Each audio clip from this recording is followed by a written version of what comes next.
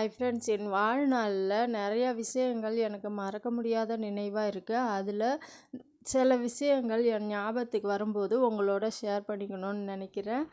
நான் சின்ன பிள்ளையா இருக்கும்போது, அதாவது 1வது 2வது தான் படிச்சிருப்பேன். ஸ்கூல் விட்டு வரும்போது ஒரு பிச்சைக்காரன்னு சொல்கிறதுக்கே எனக்கு கஷ்டமாக இருக்குது. ஏன்னா அந்த மாதிரி நான் தப்பு பண்ணியிருக்கக்கூடாது. அப்போ அவர் என்கிட்ட எனக்கு வினவு தெரியல. என்கிட்ட சாப்பாடு தட்டை நீட்டுறாரு. அப்போ பள்ளிக்கூடத்து சாதத்தை வாங்கி வச்சிருந்திருக்காரு. நான் என்ன பண்ணிட்டேன்னா, அதில் ஒரு கல்லை தூக்கி போட்டுட்டேன். அது எனக்கு மனசு இப்போ வரைக்கும் எனக்கு உறுத்திக்கிட்டு தான் இருக்குது.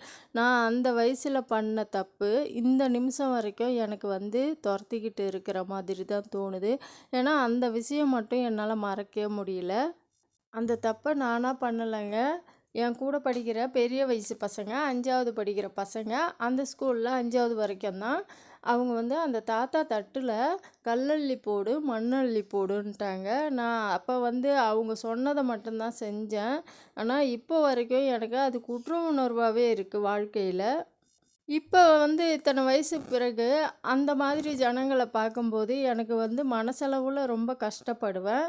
ஆனால் நான் உதவி செஞ்சிருவேன். அது மட்டும் என் மனசில் உறுத்திக்கிட்டே இருக்கும். இது நான் கடவுள் தந்த தண்டனையாக தான் யோசிக்கிறேன்.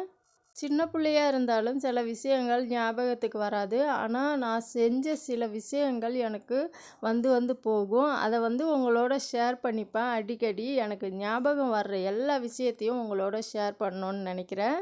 அது மட்டும் இல்லாமல் சின்ன பிள்ளையில என்னென்ன தவறு பண்ணியிருப்போம். மண்டை பெருசாக இருந்தால் கோண மண்டைன்றது, நொண்டிக்கிட்டு வந்தால் நொண்டின்றது, இந்த மாதிரிலாம் நான் சொல்லியிருக்கேன். நான் சின்ன பிள்ளையா இருந்தப்போ அந்த மாதிரிலாம் சொல்லிவிட்டு அவங்க இப்போ இறந்துட்டாங்க. இப்போ அவங்கள பார்க்கணும், மன்னிப்பு கேட்கணுன்னு தோணுது. ஆனால் அவங்களாம் இல்லை. இருந்தாலும் நான் கடவுள்கிட்ட மன்னிப்பு மன்றாடி கேட்டுக்கிறேன். வளர்ந்த பிறகு எனக்கு வந்த பக்குவத்தில் நான் சொல்கிறேன், தயவுசெய்து இப்போ சின்ன பிள்ளையா இருக்கிற யாரும் உடல் ஊனமானவங்களையோ, இல்லாதவங்களையோ, முடியாதவங்களையோ தயவுசெய்து அவதூறாக பேச வேணாம். ஏன்னா நான் பட்ட வேதனையை நீங்களும் பட வேணாம். சுய சிந்தனை இல்லாமல் அடுத்தவங்க சொன்னாங்கன்ட்டு நான் செஞ்ச தப்பால் இந்த நிமிஷம் வரைக்கும் நான் மனசளவில் ரொம்ப கஷ்டத்தை அனுபவிக்கிறேன். பார்த்து கவனமாக இருங்க. யாரையும் இழிவாக பேச வேணாம். தேங்க்யூ, பாய்.